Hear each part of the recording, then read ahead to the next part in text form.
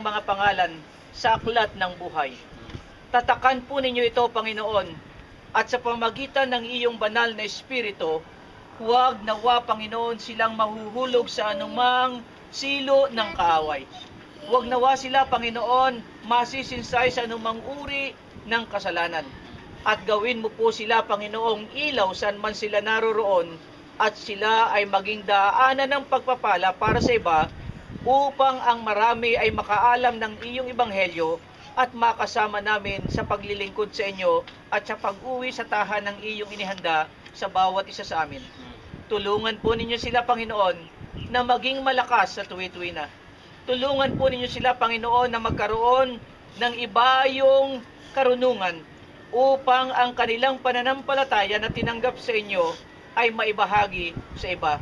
Pagpalain po ninyo sila kasama ng kanilang mga sambahayan at umaasa na ang iyong hukbo ay lalong dadami sa bilang at makakauwi kami sa langit na bayan.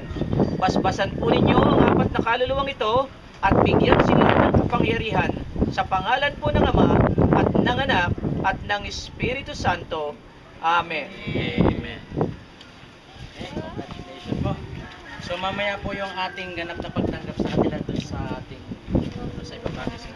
Sige po. Huwag po muna tayong bababa, may kaunti po tayong So magbihis na po kayo, mga kapatid.